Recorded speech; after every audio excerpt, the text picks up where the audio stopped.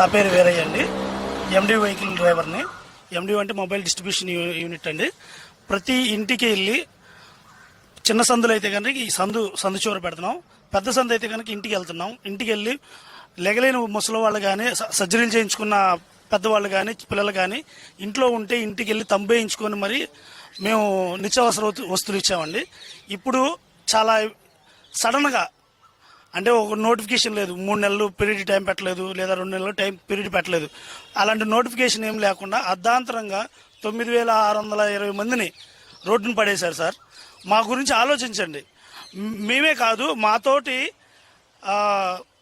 హెల్పర్లు, మాకు హెల్ప్ చేసే హెల్పర్లు, అలాగే మా వెహికల్లో బస్తాలేసే అమ్మాలీలు అందరం రోడ్డును పడ్డాం సార్. మా గురించి కొంచెం మీరు ఆలోచించవలసిందిగా కోరుతున్నాం. మా డిమాండ్స్ ఏమీ లేవు. మేము కోరుకునేది ఒకటే, సడన్గా అర్ధాంతరంగా తీసేయడం వల్ల మేమేం అవ్వాలి, కొంచెం మా గురించి ఆలోచించమని మేము రిక్వెస్ట్ చేస్తున్నాం సార్. మేము ధర్నాలు చేయట్లేదు, రాష్ట్ర రోకాలు చేయట్లేదు, రోడ్లు ఆపట్లేదు, బండ్లు తగలబెట్టట్లేదు సార్. అర్థం చేసుకొని మా యందు దయ ఉంచి మా పట్ల ఒక మంచి నిర్ణయం తీసుకోవాల్సిందిగా కోరుతున్నాము.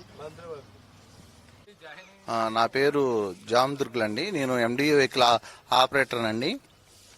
గౌరవనీయులైనటువంటి సీఎం చంద్రబాబు నాయుడు గారికి, అదేవిధంగా పవన్ కళ్యాణ్ గారికి, నాదెండ్ల మనోహర్ గారికి జోడించి నమస్కారం చేస్తున్నాం సార్.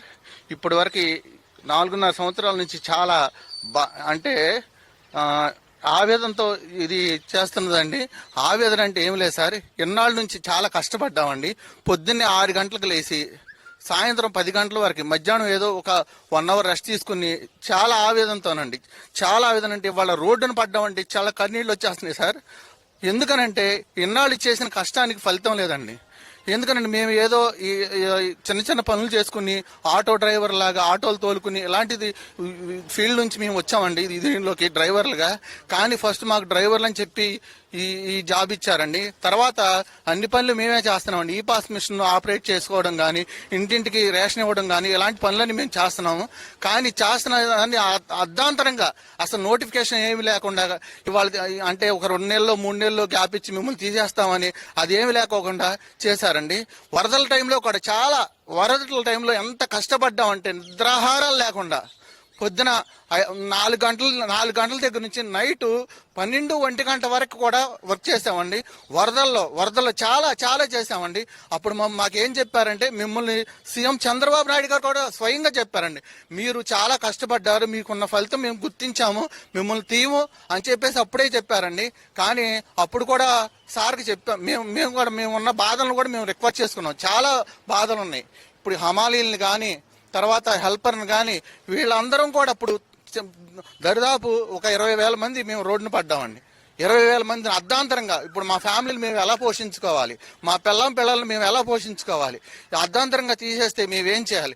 రిక్వెస్ట్ చేస్తున్నాం సార్, రిక్వెస్ట్ అండి, ఏం లేదండి, రిక్వెస్ట్ చేస్తున్నాం. మేము ఏం చేయాలో చెప్పండి సార్.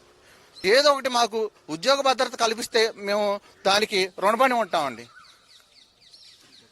కొండలండి, నా పేరు కాంట్రాక్ట్ కొండలండి, విజయవాడ రూరల్ మండలం ఎండీ నుంచి మాట్లాడుతున్నాను. ముఖ్యంగా ఈ కూటమి ప్రభుత్వానికి మేము చేసే విన్నపం ఏంటంటే, ఈ ఉన్న రాష్ట్రంలో ఉన్న ఆ రోజున ప్రభుత్వం ఇచ్చింది ఏంటంటే, పేద ప్రజలకు దగ్గరికి ఇంటింటికి బియ్యం వెళ్ళాలనే విధానంతో పెట్టిన పథకాన్ని మాకు గవర్నమెంట్ లీజుకి ఇచ్చి మాకు బళ్ళు రుణాలుగా అప్పులు ఇచ్చేసి మమ్మల్ని బళ్ళు వెహికల్స్ని లీజుకి రాసుకుంది. ఆ లీజ్ అగ్రిమెంట్ అనేది ఇంకా 2027 జనవరి దాకా ఇంకా అగ్రిమెంట్ ఉంది. ఇది పోతే ప్రధానంగా మేము చేసిన సేవలు ఏంటంటే, మేము సంపాదన కంటే కూడా ఒక గవర్నమెంట్ ఎంప్లాయీ ఉన్నాడు, వాళ్ళ డ్యూటీ ఎన్ని గంటలకండి?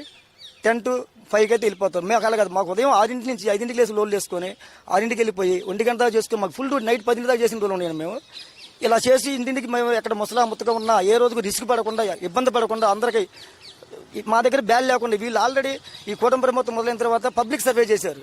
ఈ పబ్లిక్ సర్వేలో కూడా ప్రతి 500 మందికో 10 మందో 15 మందో బళ్ళు వద్దని చెప్పిన వాళ్ళే, కానీ ప్రతి ఒక్కరు కూడా 95% కూడా వెహికల్ కోరుకున్న వాళ్ళే. అంటే ప్రజల నిర్ణయాన్ని కూడా ధిక్కరించి ఈ నిర్ణయం తీసుకోవడం కూటమి ప్రభుత్వానికి సరైన కాదనుకున్నాం. ఇంకోటి ఏంటంటే, ఇప్పుడు ఇదే మొబైల్ డిస్ట్రిబ్యూషన్ ప్రతి ఒక్క రాష్ట్రంలో ఉన్న డ్రైవర్లు అందరూ కూడా ఫస్ట్ కరోనా కాలం, కష్టకాలం, భార్య పిల్లలు రోగానికి భయపడి చిన్న పెద్ద ఇళ్లలో పండుకున్నా కూడా ఆ టయాల్లో కూడా లేచి ఇంటింటికి వెళ్ళి ఆ రోజు ఇచ్చిన నిత్యావసర సరుకులు కానీ ప్రజలకు అందుబాటులో ఉంది ఎండిఓలు. ప్లస్ ఈ మధ్యకాలంలో విజయవాడలో వచ్చిన బొడేవర వంతెనలో ఉన్న వరదలు కానీ ప్రతి దానికి కూడా అధికారులు, సివిల్ సప్లై అధికారులు ఏ అర్ధరాత్రి పిలిచినా సరే కూడు నీళ్ళు లేకుండా రోడ్ల మేము పొనుకొని ఈత వచ్చిన రాపై నీళ్ళ దగ్గర ఇంటింటికి వెళ్ళి బాల్యంతలు నేలను తీసుకొచ్చుకో తెల్లవారులు పనిచేసిన ఈ ఎండిఓ వ్యవస్థని ఏ రకంగా మీరు తప్పుపట్టి చెప్పారో చెప్పాలి. దీని మీద ఎంతమంది ఆధారపడి ఉన్నారంటే, ఈ 9,260 మంది డ్రైవర్లు కాక ప్లస్ హెల్పర్లు, హమాలీలు, మోట్లేసిన హమాలీలు దగ్గరగా ఒక 20-25 వేల కుటుంబాలు రోడ్డు పడే పరిస్థితి ఉంది ఇవాళ. దీనివల్ల మీకు ఏదైనా ఇబ్బంది, ఇప్పుడు మీ మీద గవర్నమెంట్ మీద మేము ఎవరు కూడా వ్యతిరేకత కాదు, కాకపోతే మా పొట్ట కొట్టడానికి కారణం మీకు ఏదైనా వాదాలంటే మీరు రాజకీయంగా చూసుకుని, కానీ మాకు ఇంకా మీరు ఏదైనా ఇంకొక మెరుగు చేసి మాకేదైనా ఉద్యోగ భద్రత లేకపోతే ఇదే వెహికల్ సంబంధించి ఏదైనా ఇంకో జీతం పెంచడం, ఇంకో మంచి పని చేసి మా దగ్గర మీరు మనులు పొంది రేపు మీ ప్రభుత్వం మళ్ళీ ఓట్లు వేయించుకొని మా చేత మీరు ఇంకా గౌరవాన్ని పెంచుకోవాలి. కానీ మా పట్ల కొట్టి మీరే కించపరుచుకున్నారు. కాబట్టి మీరు ఈ ఆంధ్ర రాష్ట్రంలో ఇప్పుడు ఏంటంటే, ఇప్పుడు ఏ ఎండిఓ కూడా ప్రభుత్వం మీద ఎవరు వ్యతిరేకంగా మాట్లాడారు, మా కడుపు కాల్చొద్దు, మా జీవితాలు రోడ్డు పడేద్దని ఒక విధానంతో మాట్లాడుతున్నారు. కానీ మీరు తక్షణమే ఈ నిర్ణయాన్ని మీరు మార్చుకొని, ఎందుకంటే మార్చుకోవాలంటే కూడా మేము కూడా ఒక అధికారంతో అడుగుతున్నాం, రిక్వెస్ట్గా అడుగుతున్నాం అనుకోండి, అధికారంతో అడుగుతాం అనుకోండి. మాకు గవర్నమెంట్ ఒక పర్సన్ అయితే ఎండిఓ డ్రైవర్ ఒక పర్సన్ అగ్రిమెంట్ రాసుకుంటే అగ్రిమెంట్ క్యాన్సిల్ చేసే అధికారం ఏ గవర్నమెంట్కి లేదు, ఏదో లా ప్రకారం. మీరు దాన్ని కూడా ధిక్కరించేసి మీరు ఒక్క పూట అర్ధరాత్రి 4 రోజుల ముందు కూడా నరేంద్ర మనోహర్ గారు ఇదే మిమ్మల్ని జనవరి 2027 కొనసాగిస్తామని చెప్పి నైట్కి నైటే తెల్లారేసరికి మేము నిర్ణయం తీసుకుని క్యాబినెట్లో అయిపోయిందని చెప్పడం మహా దారుణం అండి. మీరు ముందు నోటీస్ ఇవ్వాలి, ఫస్ట్ నోటీస్ ఇవ్వలేదు, అప్పటికప్పుడు చెప్పేసి మీరు తీసేస్తే ఇప్పుడు ఏం చేయాలి? పోనీ దానివల్ల మేమేమన్నా ఎండిఓ డ్రైవర్లు తప్పులు చేస్తున్నారా? తప్పులు చేయట్లేదు కదా.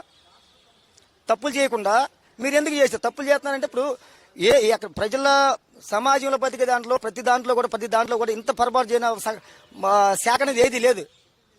తప్పులు జరుగుతుండే ఆ తప్పును పట్టుకొని అందరు కడుపులు కొట్టడం కరెక్ట్ కదండి. అలాగే మీరు చూసుకుంటే మీరు డీలర్లు బెస్ట్ అంటున్నారు, ఎండిఓలు బెస్ట్ అన్నారు. డీలర్లు చూసుకుంటే ఆది నుంచి కూడా 6A కేసులు 8 డీలర్ల మీద ఎన్ని ఉన్నాయో తీపండి. ప్రతి ఒక్క డీలర్ల మీద 6A కేసులు ఉన్నాయి. ఇదే ఎండిఓలకు 9,020 మీరే చెప్పారు, 260 మందికి కేసులు ఉన్నాయని చెప్పారు. 600 మరి సెక్షన్స్ అండి, మిగతా 9,000 మందిని ఎందుకు మీరు పొట్ల కొట్టడం?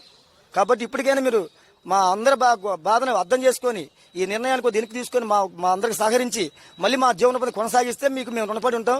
లేదంటే మా ప్రయత్నం మేము చేసుకొని మేము రోడ్డు ఇప్పుడు కడుపు ఆకలితో ఉన్నాం.